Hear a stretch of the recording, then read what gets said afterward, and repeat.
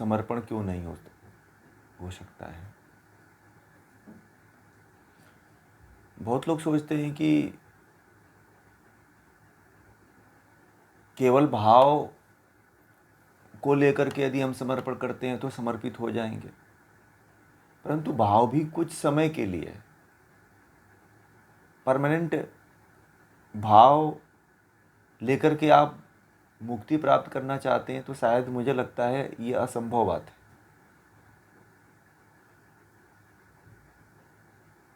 भाव रहे और उसके साथ साथ ज्ञान हो जाए तो समर्पण भाव आपके भीतर जाग सकता है।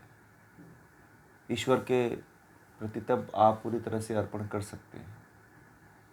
किन्हीं का माई कौन है बंद कर लें, इसी उद्देश्य पे हम लोगों ने बात किया था। और कल हम लोगों ने 29 श्लोक तक पढ़ा था। आज जो है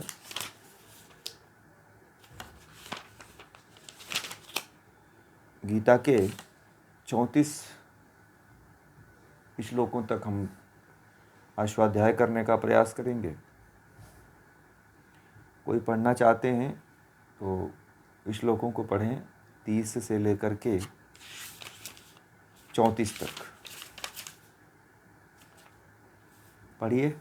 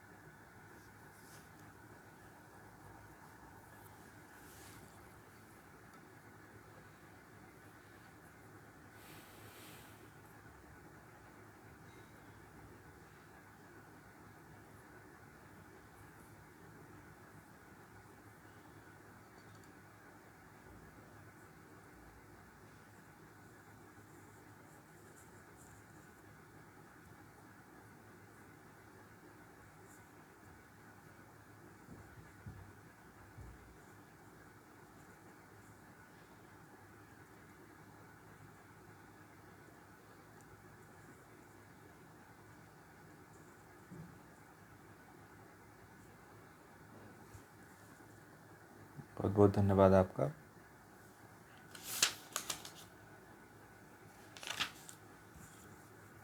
आज का जो 30वां श्लोक है इस भाव को लेकर के कहते हैं कि अगर कोई दुराचारी से दुराचारी व्यक्ति भी अनन्य भाव से मुझे भजता है तो उसे साधु ही मानना चाहिए, क्योंकि उसने अच्छे मार्ग पर चलने का संकल्प कर लिया है। परंतु ये जो श्लोक है ना,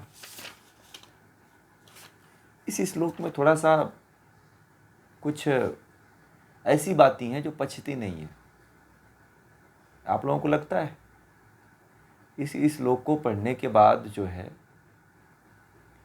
आप लोगों को कुछ लगा कि पापी व्यक्ति है और भजता है और पापी से पापी व्यक्ति है भजे, तो ये मुझे नहीं लगता है कि पूरी न्याय संगत बात है।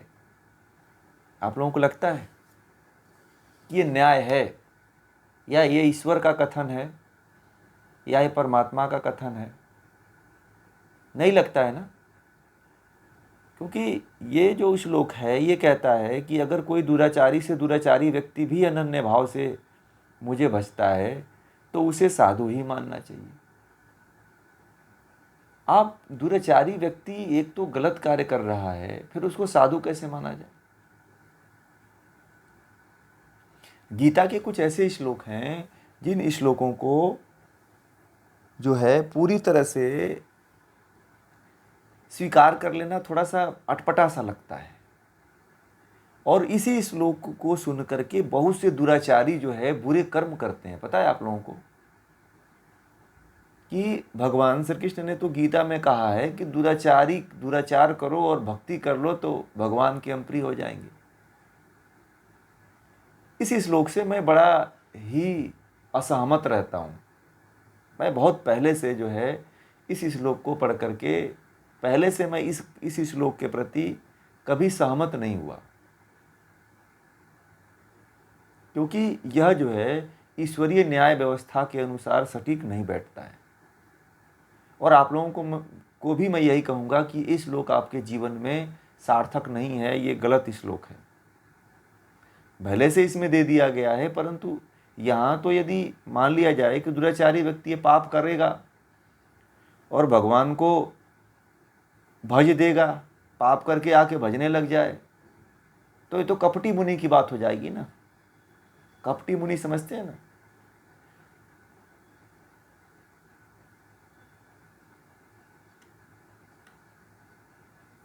मुंह में राम बगल में छुरी,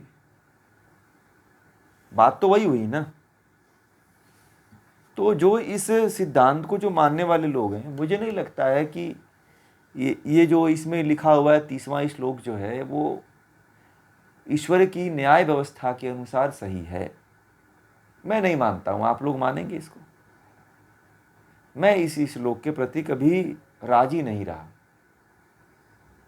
क्योंकि जो ईश्वर का न्याय होता है वो सबके लिए बराबर होता है। अब यहाँ पे मान लीजिए ईश्वर ही है, वो अपना नियम बनाता है और उस नियम को वही बिगाड़ दे, तो फिर ईश्वर पे कौन विश्वास करेगा भाई? कोई करेगा? बताइए आप लोग, करेगा कोई? नहीं करेगा ना। तो यह भी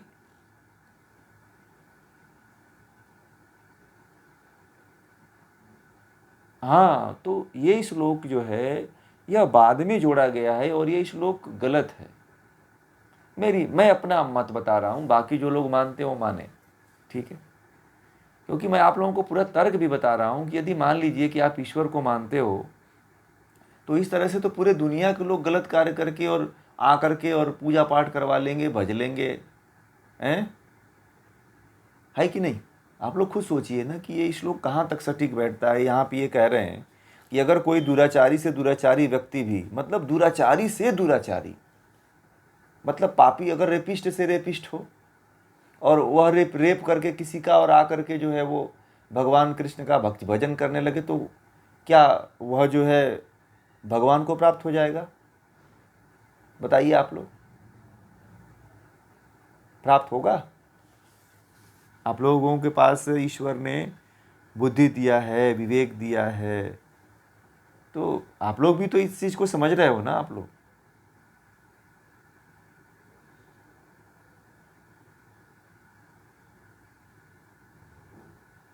हाँ, जब कर्मों का फल मिलेगा तो वह व्यक्ति जो है एक तो पाप कर्म कर रहा है, ठीक है, और दुराचारी से दुराचारी व्यक्ति है, और अनन्य भाव से वो कैसे बचेगा?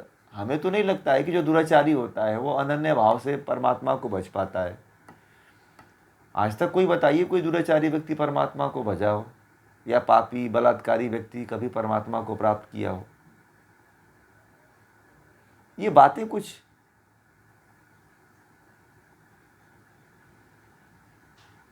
किसने?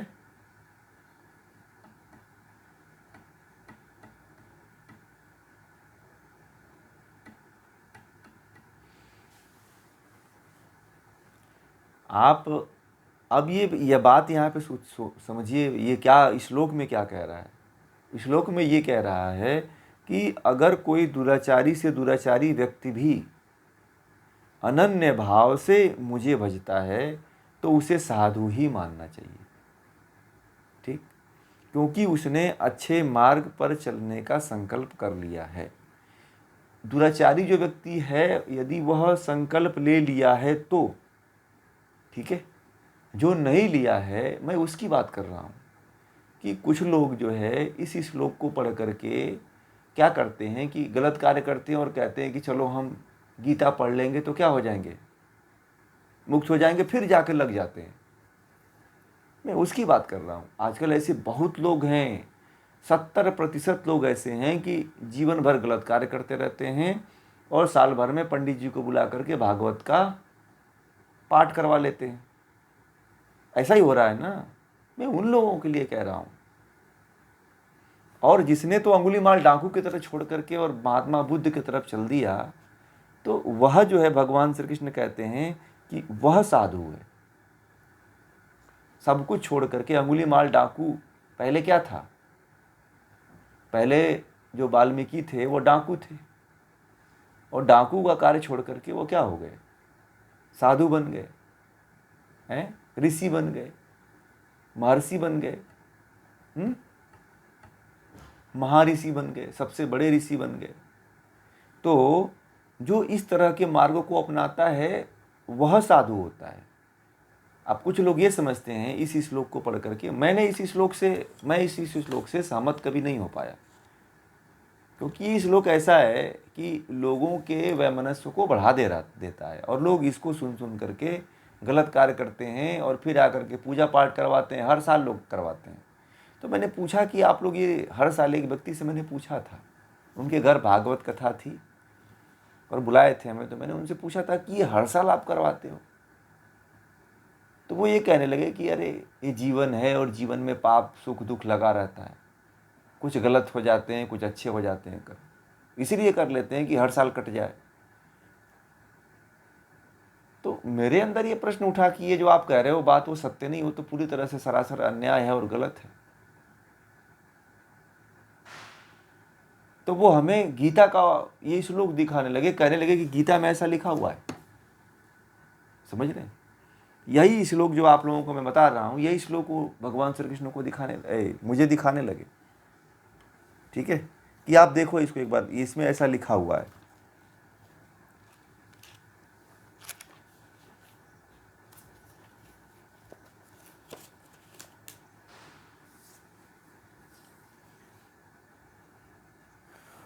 अब पापी लोग ये समझ रहे हैं कि मैं गीता का एक दिन पाठ करवा दूंगा किसी पंडित जी को बुला करके, तो हमारे घर में सुख शांति आ जाएगी और मैं मुक्त हो जाऊंगा।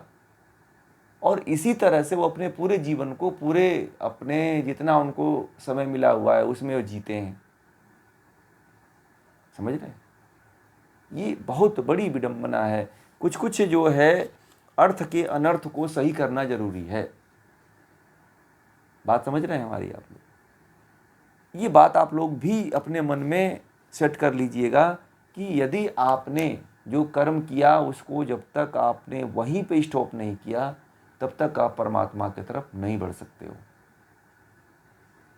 आप मिक्सअप कर्म कर रहे हो ना, कि चलो कर्म कर ले रहे हैं, पाप, आप जीवन साल भर जो है मछली मांस खाते हो, कहते हो कि चलो पूजा पाठ है तो 10 दिन छोड़ देते हैं, नवरात्रि आ रही है, ठीक है, तो आप पापी हो एक तरह से।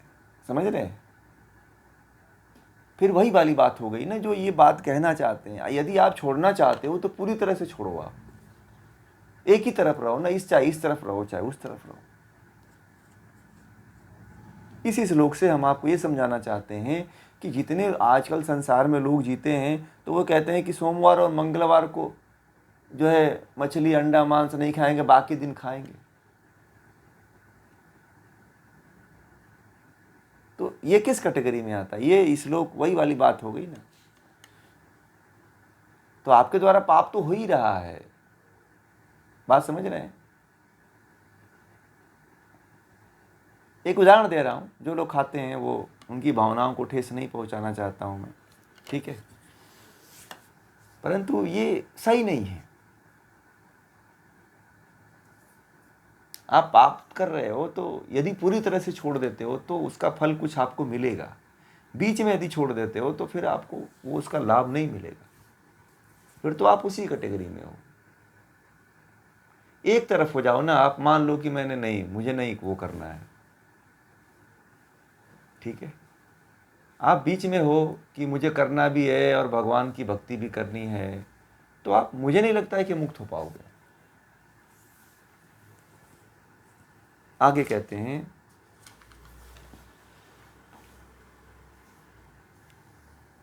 कि 31वें श्लोक में कि अगर कोई 31वें में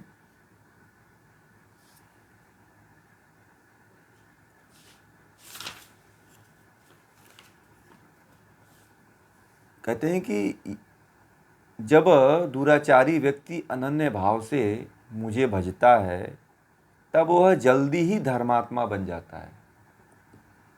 ध्यान दीजिएगा, जब कोई दुराचारी व्यक्ति अनन्य भाव से ईश्वर को भजता है तो वह जल्दी ही धर्मात्मा बन जाता है, उसे चिर अस्थायी शांति प्राप्त हो जाती है। हे कुंती पुत्र अर्जुन, तू निश्चित रूप से जान ले, मेरा भक्त कभी नष्ट नहीं होता है। तो जो परमात्मा के शरण में आया हुआ है तो परमात्मा की कृपा तो उसे होती ही है। यदि आप लोग गीता के शरण में आए हो ना, तो परमात्मा आप लोगों के लिए कोई ना कोई रास्ता जरूर निकाल देता है। वही बात वो कह रहे हैं कि अनन्य भाव से यदि वो जो भजता है ना, वही धर्मात्मा बन पाता है। आप लोग अपने आप को धर्मात्मा कहते हो, कितने लोग अपने आप को धर्मात्मा मानते हैं? सभी लोग मानते हैं। आप अपने हृदय से कहिए कि आप लोग धर्मात्मा हैं क्या?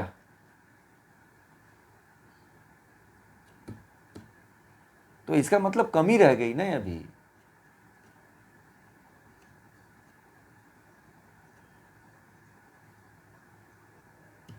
हाँ, दिन भर में सुबह से लेकर शाम तक कितने पाप करते थे, इसका तो कोई गिनती नहीं है ना।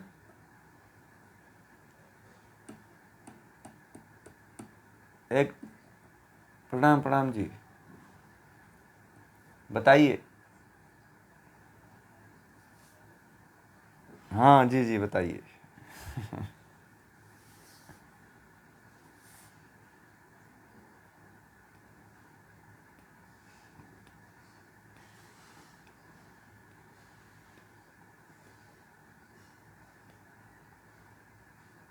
हम्म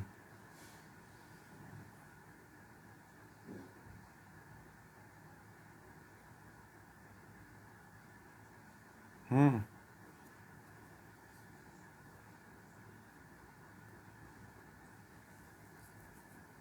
हम्म हम्म हम्म। ओह। ओह। हम्म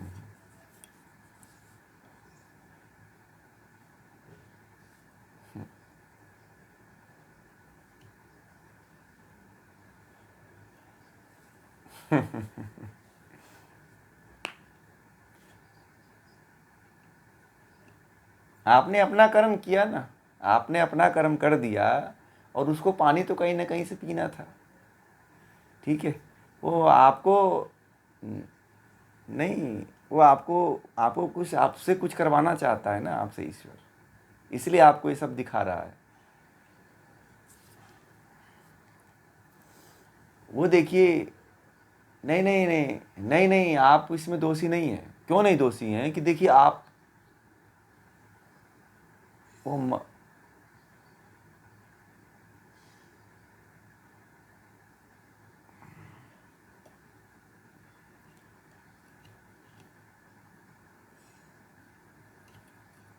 उसको बचा नहीं पाए आप बचाने का प्रयास किए ना आपने।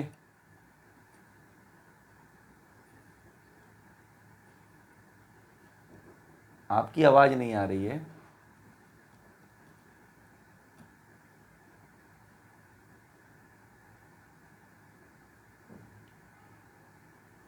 आपकी आवाज़ कट रही है, मैं आपके प्रश्नों का उत्तर दे देता हूँ। सबको सुनाई दे रहा है ना मेरी आवाज़? मेरी आवाज़ आप लोगों को सुनाई दे रही है? हाँ, मैं समझ गया आपके उत्तर को, आप थोड़ा ध्यान से सुनिए। ऐसा है कि आपने तो अपना कर्म किया भाई, आपका ये सबसे बड़ा धर्म है मनुष्य का कि वह जितने भी प्राणी जगत हैं, चींटी है, गिलहरी है, चिड़िया है, उनके लिए वो खाने पीने की व्यवस्था करे, यह एक यज्ञ है। तो आपने अपना कर्म तो कर दिया, ठीक है, और अपने कर्म को गिलहरी करने गई, भाई जीने के लिए भोजन चाहिए, पानी चाहिए उसको, तो वह पीने गई। और दूसरा बिल्ली, तो बिल्ली जो है, बिल्ली भूखी थी और उसको भी भोजन चाहिए, तो उसने भी अपना भोजन, उसने भी जो है अपना कर्म किया और उस गिलहरी को वो खा गई। तो इसमें आपका दोष नहीं है। हाँ, इससे आप जरूर, आपको ज्ञान की अनुभूति हो सकती है, ज्ञान की अनुभूति ये हो सकती है, पर बहुत ये जबरदस्त मार्मिक दृश्य है। आपकी इस दृश्य को हल्के में मत लीजिएगा। ईश्वर ईश्वर इसलिए आपको दिखाता है कि आप इस जीवन की सत्यता को समझो। जिस जीवन की सत्यता को आप नहीं समझ पा रहे हो कि ये पूरा जीवन दुखमय ही है। पाप नहीं, आपने पाप नहीं किया है, आपको परमात्मा मुक्त करना चाहता है, ठीक है।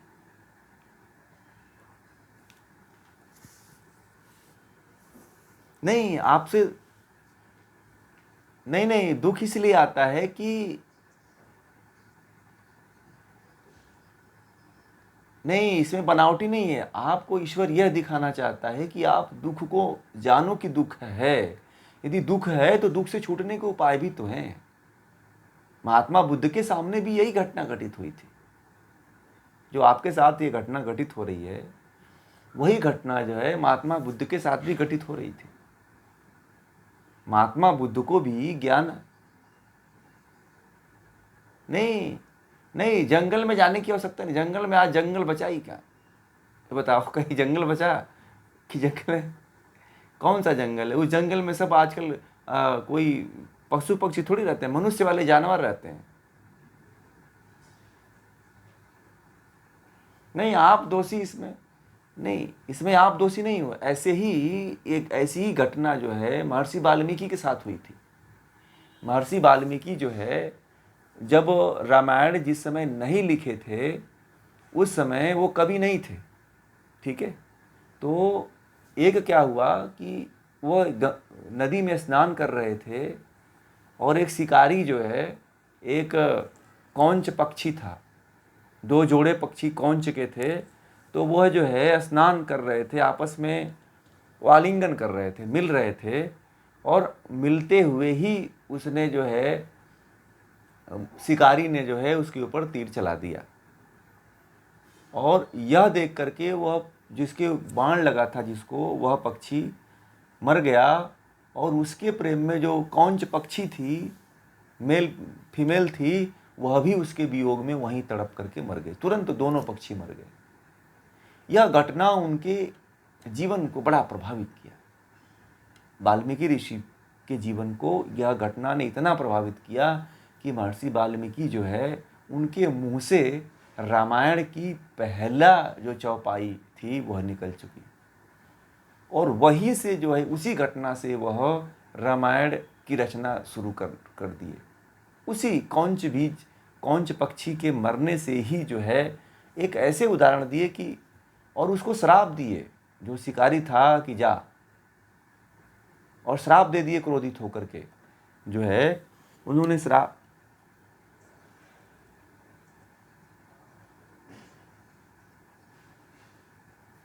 नहीं नहीं, वो लड़ने की बात नहीं है, वो नियति की बात है। देखिए, वो नियति की बात है और आप इसमें कुछ कर नहीं सकते, क्योंकि कहीं ना कहीं गिलहरी के जीवन के भी कुछ कर्म रहे होंगे।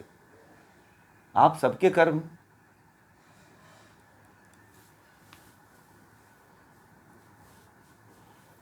नहीं नहीं, वो दृश्य वो आपको देखिए, उसमें क्या है कि इसमें एक व्यक्ति का कर्म नहीं है ना, कर्मों का फल उसमें कहीं ना कहीं गिलहरी के भी कर्म का फल रहे होंगे, इसलिए उसको ऐसा मिल रहा है। ठीक है, गिलहरी के भी कर्मों का फल होगा, इसलिए उसको ऐसा, उसके साथ घटना घटित हो गई। नहीं, आपके हाथों से नहीं हुआ, आपके हाथों से नहीं हुई ना। आप मान लीजिए आप गाड़ी चलाने जाते हो, ठीक है, आप गाड़ी चलाने जाते हो, आप गाड़ी लेकर के रोड पे निकले और किसी का एक्सीडेंट हो गया, तो इसमें दोषी आप थोड़ी हो कि मैं गाड़ी से चला के आया तो मैं दोषी हो गया, नहीं। उसमें तो जिस व्यक्ति का एक्सीडेंट हुआ है वह दोषी है ना, आप थोड़ी दोषी हैं। तो पानी, वो उसमें आप पानी रखते हैं तो आपने अपना कर्तव्य किया है, बहुत अच्छा कर्म किया, कम से कम इतना हो गया कि चलिए आपने पानी रखा, तो उस आपके रखे हुए पानी को पी करके मरी ना, तो इसका तो पुण्य आपको डबल हो गया।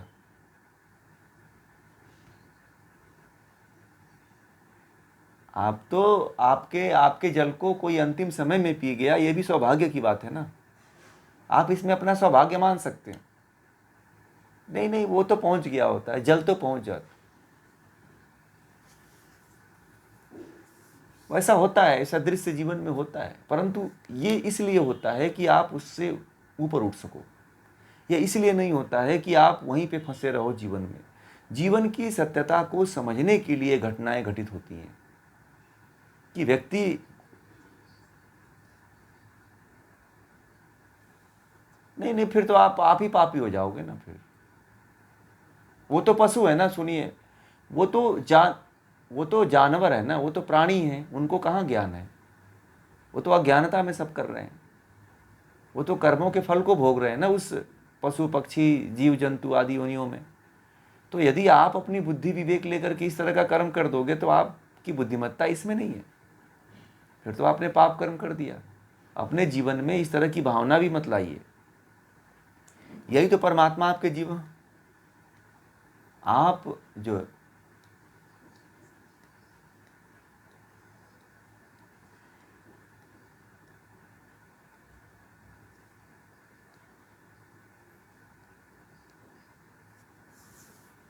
हाँ सुन रहा हूँ।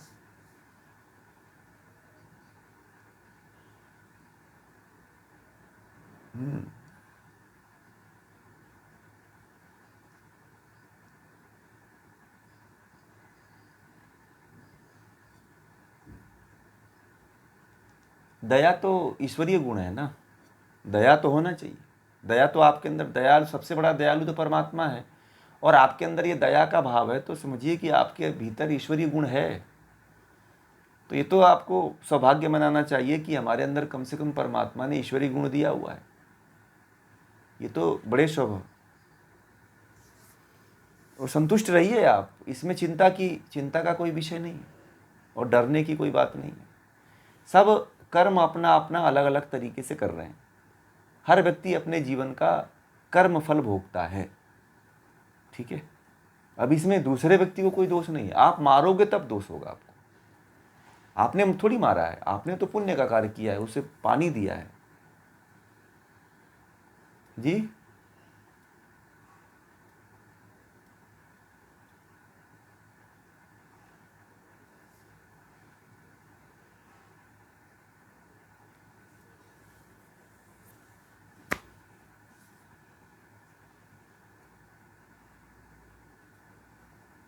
मुक्ति नहीं मिली, अनजाने में, अनजाने में जो है, अनजाने में आपके द्वारा कर्म तो हो गया।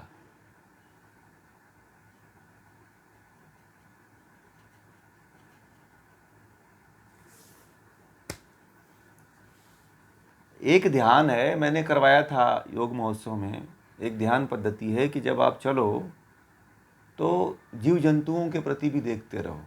ठीक है, एक ध्यान पद्धति थी, हमने उसको थोड़ा सा उसका केवल एक पार्ट करवाया था कि जब कैसे चलना चाहिए व्यक्ति को। वो भारत में नहीं होता है वो ध्यान, परंतु मैंने उसकी शुरुआत करवाया था।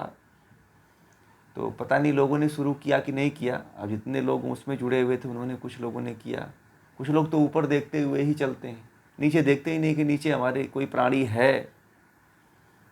हर व्यक्ति को, आध्यात्मिक व्यक्ति को और धर्म पे चलने वाले व्यक्ति को हमेशा जो है नीचे देख करके चलना चाहिए कि हमसे कोई चींटी न मरे। मैं जब चलता हूँ ना, तो गाड़ी जब चलाता हूँ ना, स्कूटी भी चलाता हूँ, तो मैं ये देखता हूँ कि मेरे गाड़ी के नीचे चींटी भी ना आए। कई बार तो मेरी गाड़ी एक चींटे को बचाते हुए डिसबैलेंस हुई है रास्ते पे जब चलते हैं। और कई बार तो ऐसा होता है कि जब चींटियाँ रोड पे ज़्यादा दिखाई देते हैं तो मैं रोड चेंज कर देता हूँ, फिर उस तरफ से नहीं दूसरी तरफ से गाड़ी घुमा लेता हूँ, क्योंकि ज़्यादा जीव मरेंगे इससे। हम किसी को बचा नहीं सकते हैं, तो हम मारने का हमें कोई अधिकार नहीं। इसीलिए जो है सभी के प्रति हमें ध्यान देना चाहिए कि सभी का जीवन है और सभी को जीने का हक है। इसीलिए जो है गलती से वो पश्चाताप होता है और आगे न कर्म हो, और इसके लिए आपको यज्ञ आदि करना चाहिए। इसीलिए ऋषियों ने यज्ञ आदि का विधान बनाया हुआ है कि इसको यदि करते हैं तो आप चेतना शून्य नहीं रहेंगे, चेतना के अधिकार में रहेंगे। इसीलिए जो संध्या आदि उपासना बताया गया है ऋषियों के द्वारा, ध्यान संध्या बताया गया है, उसको करना चाहिए आपको। यज्ञ करना चाहिए प्रतिदिन, कि जितने भी हम ब्रह्मांड में हमारे द्वारा जाने अनजाने में जो कर्म हो जाते हैं, पाप कर्म हो जाते हैं, उससे हम मुक्त हो जाते हैं। ठीक है, जाने अनजाने में पापों से मुक्ति के लिए परमात्मा ने यज्ञ आदि का विधान किया हुआ है, संध्या आदि का विधान किया हुआ है। तो हमें संध्या आदि यज्ञ आदि की प्रतिदिन जो है करना चाहिए। ये कर्मकांड है।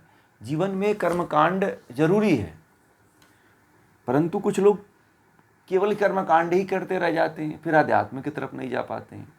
ये भी गलत है। इसलिए कर्मकांड करते हुए आध्यात्म की तरफ आइए। कुछ ऐसे कर्म होते हैं जो कर्मकांड से ही कटते हैं। ठीक है, आप अपने जीवन में चलिए। अब आपने पश्चाताप कर लिया तो आने वाले समय में आप कोई ऐसा कर्म नहीं करेंगे जिससे अधिक से अधिक जीव मरे। ठीक है जी। संध्या एक गायत्री आदि मंत्रों का जप करते हुए ध्यान किया जाता है, वह ध्यान संध्या है। संध्या ध्यान कहा जाता है वो। तो ये सारे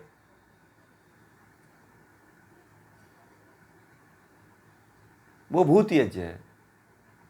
दैव यज्ञ कहा जाता है। देव यज्ञ जो है, हम जो आहुतियों के द्वारा घी आदि हवन सामग्री आहुतियों के द्वारा देते हैं, वह यज्ञ की बात कर रहे हैं। तो 5 प्रकार का यज्ञ होता है। अतिथि यज्ञ होता है, भूत यज्ञ होता है, देव यज्ञ होता है। ठीक है ना।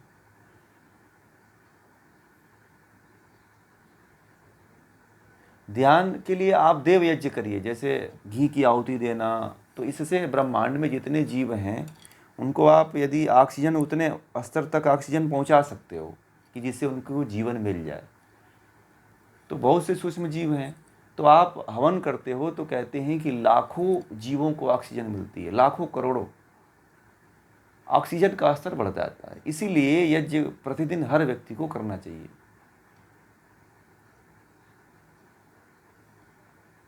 जरूर इसको प्रारंभ करिए। ठीक है, इसको जो है प्रतिदिन हर व्यक्ति को सही विधि से वैदिक मंत्रों के द्वारा करना जरूरी है। पहले के हमारे जो ऋषि मुनि हुआ करते थे या राजा महाराजा हुआ करते थे, वह सभी प्रतिदिन जो है यज्ञ किया करते थे। यज्ञ करने से व्यक्ति को सुख समृद्धि की प्राप्ति भी होती है, घर में शांति बनी रहती है, मन में शांति बनी रहती है।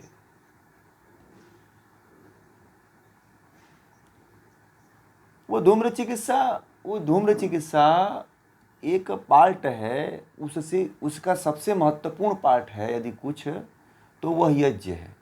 यज्ञ अपने आप में पूर्ण चिकित्सा है। ठीक है, हाँ, श्रांगधर संहिता में जो है ना, श्रांगधर संहिता में है ही है, पूरे वेदों में, पूरा अथर्ववेद में है, पूरा ऋग्वेद में है, पूरा उपनिषदों में है, गीता में आप लोगों ने पढ़ रखा है। महाभारत में आप देखोगे तो भगवान राम के समय में, भगवान श्री कृष्ण के समय में राजसूय यज्ञ हुआ था, अश्वमेध यज्ञ हुआ था। ये सब बड़े बड़े यज्ञ हुआ करते थे। हम लोग तो अभी छोटे यज्ञ भी नहीं करते हैं, उस समय तो बहुत बड़े बड़े यज्ञ हुआ करते थे, तो कहीं ना कहीं उन यज्ञों के लाभ मिलते थे व्यक्ति को, ऐसा नहीं है कि नहीं मिलते हैं, मिलते हैं। तो हाँ, अभी हम लोगों ने अभी जो योग महोत्सव किया उसमें हम लोगों ने 3 दिन यज्ञ हम लोगों का हुआ। बड़े लोगों को मज़ा आया, बहुत आनंद आया। जितने लोग जुड़े गए थे वहाँ पे उन्होंने देखा इस चीज़ को। तो हाँ, और इसको आप अच्छी तरह से सीख करके, जान करके यदि आप करते हैं तो बहुत ही लाभ देता है जीवन में। और यह एक दिनचर्या का पार्ट होना चाहिए, ठीक है। ये पूजा का पाठ नहीं होना चाहिए कि हम साल भर में या किसी तिथि को ही करें, नहीं। जैसे आप स्नान करते हो, खाना खाते हो, पानी पीते हो, वैसे ही आपके दिनचर्या का एक अंग होना चाहिए। भले से अगरबत्ती में चलाइए, अगरबत्ती जला करके आप अपने तो मरते ही हो, आप अपने आसपास के जितने भी छोटे मोटे जीव जंतु हैं उनको भी आप मारते हो। एक तरह से कछुआ छाप है वो। इसलिए अगरबत्ती आदि जलाने से किसी की पूजा नहीं होती है।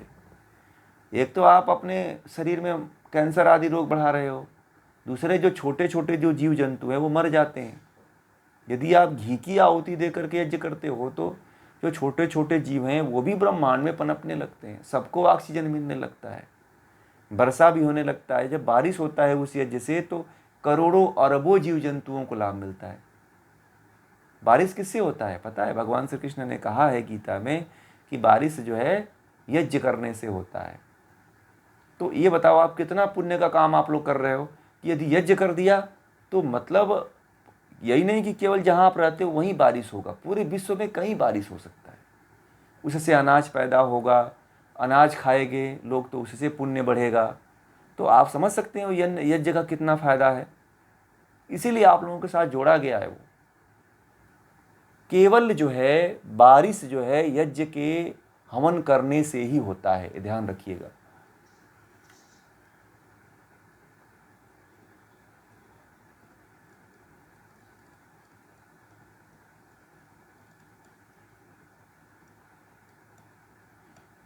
और आप लोग अब कर भी रहे होंगे तो उसके लाभ को देख रहे होंगे, महसूस कर रहे होंगे। घर में जो पॉजिटिविटी बनती है, जो सकारात्मकता बनती है इसकी, वह देखने लायक होती है, ठीक है।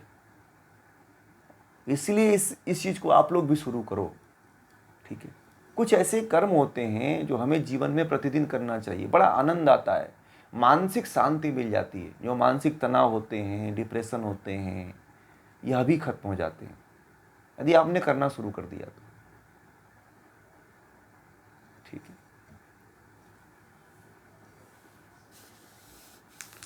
तो हम लोग जो है 31वें श्लोक में चल रहे थे। इस समय है ना, एक और श्लोक ले। अब उसके ऊपर कोई और भाव ही न हो, अनन्य, उसके अलावा कोई दूसरा कोई और भाव ही न हो, परमात्मा के सिवा दूसरा उसके पास कोई भाव ही नहीं बचता हो, वह अनन्य भाव होता है। देखिए, बहुत अच्छा आपने प्रश्न किया है, बहुत अच्छा प्रश्न किया है, ठीक है। इतना अच्छा प्रश्न किया है कि इस प्रश्न को यदि कोई समझ गया, उत्तर को समझ गया, तो मुझे लगता है कि जो भाव की बात करते हैं ना, कि हम भाव से परमात्मा को प्राप्त करेंगे, तो वो बात को समझ जाएंगे। अनन्य भाव का मतलब इसके अर्थ में, इस शब्द में ही छुपा हुआ है। अनन्य मतलब अब उससे कोई दूसरा अन्य नहीं है, मतलब वही है बस, मतलब बस केवल परमात्मा ही है, बाकी उसके अलावा कुछ और नहीं है। यह भाव होना चाहिए। अब जैसे कि मान लो आप पूजा में बैठे हुए हो, पूजा करने के लिए बैठे हुए हो, और आप भगवान का ध्यान कर रहे हो, और आपका ख्याल है कि दूध उबल रहा है, ठीक है। गैस पे आप दूध उबाल चढ़ाए कराए हुए हो, तो एक तरफ तो आप ध्यान में लगाए हुए, पूरा ध्यान आपका दूध के ऊपर है कि दूध उबल के कहीं गिर न जाए, हैं। तो आपका दो जगह भाव हो गया ना, आपका दो जगह भाव हो गया, तो यह अनन्य नहीं हुआ, ठीक है। फिर अनन्य आप हुए ही नहीं। आप अपने आप को भले कहते हो कि मैं अनन्य परमात्मा का अनन्य भाव रखता हूँ, या परमात्मा के प्रति अनन्य भाव रखता हूँ, तो केवल परमात्मा के सिवा दूसरे का स्थान आपके जीवन में न हो, यही अनन्य भाव है। यदि आप किसी दूसरे वस्तु को, पदार्थ को, चिंता को, सुख को स्थान दे देते हो तो यह अनन्य भाव नहीं होगा। इसको आप लोग समझ जाइएगा। अनन्य भाव जो होता है वह केवल परमात्मा ही होता है, बाकी और कुछ नहीं होता है। आप ये नहीं कि उसमें 50 काम देख लेते हो, एक तो भक्ति कर लेते हो, पूजा भी कर लेते हो, मोबाइल भी चला लेते हो, तो ये मल्टी हो गया ना। ये फिर इसको अनन्य भाव नहीं कहते हैं, तो मल्टीमीडिया मोबाइल हो गया, एंड्रॉयड मोबाइल की तरह हम लोग चलते हैं। और आप में से, हम में से लगभग करीब 70% लोग ऐसे हैं जो मल्टीमीडिया मोबाइल हो गए हैं। हो गए कि नहीं हो गए? अभी देखिए हम क्या क्या करते हैं। मान लीजिए कि कहीं कुछ हमें कोई कार्य करना होता है, जैसे पूजा करना होता है, मान लो यज्ञ करना होता है, तो यज्ञ जब करने जाते हैं तो मोबाइल भी लेके लोग कुछ जाते हैं। ठीक है, तो मोबाइल खोल के भी देखने लगते हैं। कहीं फ़ोन आ जाता है तो फ़ोन से बतियाने लग जाते हैं। फिर जो है कुछ मन में कुछ और चलता है कि आज यहाँ जाना है, यज्ञ में बैठे हुए हो आप, तो आप अनन्य भाव आपका नहीं बन पाया। यदि आपका सतत एक ही भाव बना रहे, केवल परमात्मा का, तो इसको अनन्य भाव कहते हैं।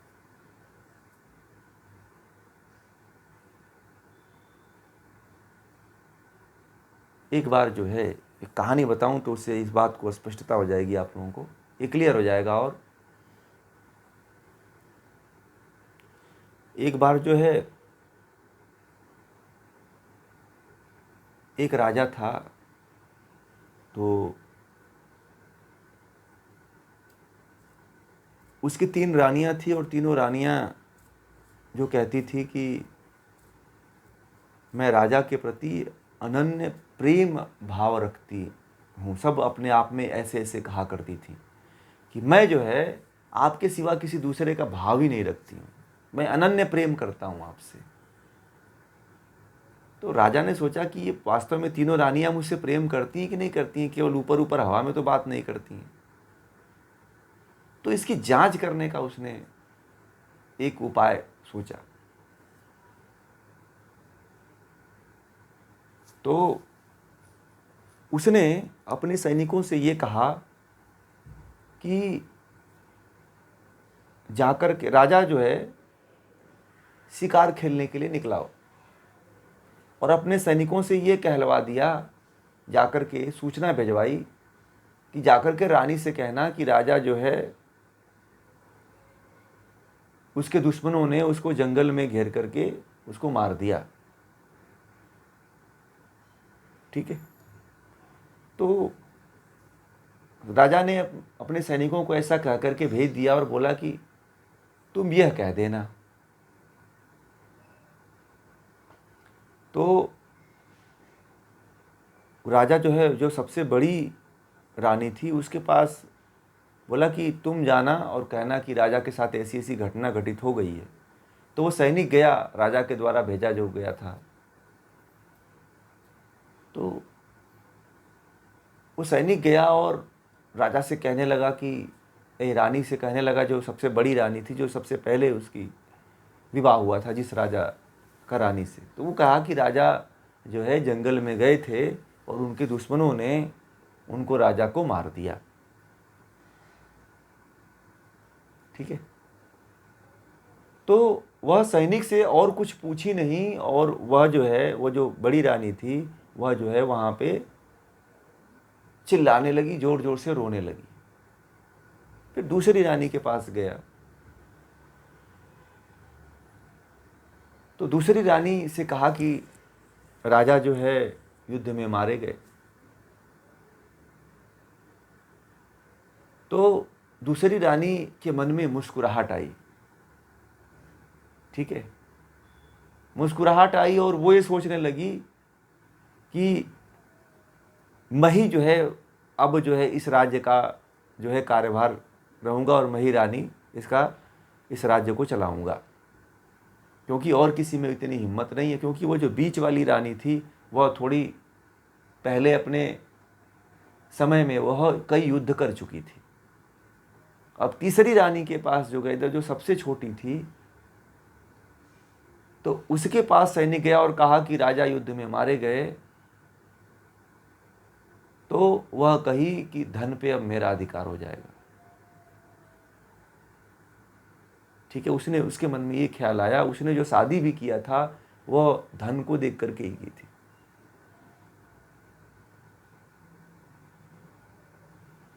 तो जो पहली रानी थी उसका जो है यह कहा करके सैनिक जो है सारी दास्तां देखा और जा करके राजा को सुना दिया। तो राजा ने कहा कि क्या क्या, किसके किसके साथ क्या क्या हुआ। तो बोला कि जो सबसे बड़ी रानी है केवल वही ज़्यादा दुखित हैं, बाकी तो कोई ज़्यादा दुखित नहीं है। कोई राज के चिंता में पड़ा हुआ है और कोई धन के। दो रानियां जो हैं, मझली वाली जो रानी है, बीच वाली जो रानी है, उनको राज्य की चिंता है कि मुझे राज्य मिल जाए। और जो सबसे छोटी वाली रानी है उनको चाहिए कि पूरा धन मेरा हो जाएगा। यही बातें आपस में कर रहे थे। तो अब सैनिक जाकर के राजा को ये दास्तां सुना दिया। 2-4 दिन राजा नहीं आया और सब ये तीनों रानियां, जो पहली रानी थी वह तो बेहोश पड़ी हुई थी, परंतु जो 2 रानियां थी वो आपस में लड़ाइयाँ लड़ रही थी। और जो 2 रानियां थी यही राजा से बार बार कहा करती थी कि मैं सबसे अधिक आपसे प्रेम करती हूँ, अनन्य प्रेम करती हूँ। और जो नहीं कहती थी, जो बड़ी रानी थी, जो सबसे पहले जिस राजा का विवाह हुआ था, वह कभी नहीं कहती थी कि मैं आपसे अनन्य प्रेम करता हूँ। परंतु राजा के बारे में जब उसने घटना सुना कि राजा के साथ ऐसा हो गया, तो वह खाना पीना भी छोड़ दिया उस रानी ने। तो राजा जो है जब देखा कि अब राज्य की स्थिति खराब हो रही है, तो वह अपने सैनिकों के साथ राज्य में प्रवेश किया। और दोनों, जो बीच की रानियां और जो छोटी रानी थी, वह दोनों आपस में धन और राज्य के लिए लड़ रही थी। तो राजा को इसका पता चल गया और दोनों रानियों को कहा कि आप लोग तो मुझे कहते थे कि मैं आपसे अनन्य प्रेम करता हूँ, परंतु आप हमारे जाने के बाद तो आप कोई आपके चेहरे पे कोई ऐसा उदासी भी नहीं आई। तो जो अनन्य प्रेम करता है उसका दिख जाता है, और वह केवल उसी से प्रेम करता है जिसको वह मानता है। जो केवल किसी स्वार्थ के लिए अनन्य भाव बनाए रखा हुआ है, तो वह अनन्य भाव नहीं है। जब तक एक ही व्यक्ति का चिंतन और मनन होता है वही अनन्य भाव है। एक ही पदार्थ पे, एक ही वस्तु पे, एक ही धारणा पे, एक ही बिंदु पे यदि आप चिंतन मनन करते हो तो वही अनन्य भाव है। आप राजा को केवल मुंह पे बोलते थे कि मैं प्रेम करता हूँ, और राजा के जाने के बाद धन से प्रेम हो गया, तो ये अनन्य भाव कैसे हो गया? हुआ अनन्य भाव? नहीं हुआ ना। इसमें तो 2 चीजें आकर टकरा गई। अब राजा के मरा है तो उसकी कोई चिंता नहीं है, धन की और राज्य की चिंता होने लगी, तो अनन्य भाव इसको कहाँ कहा जा सकता है? हाँ, जो बड़ी रानी थी उसका अनन्य भाव था।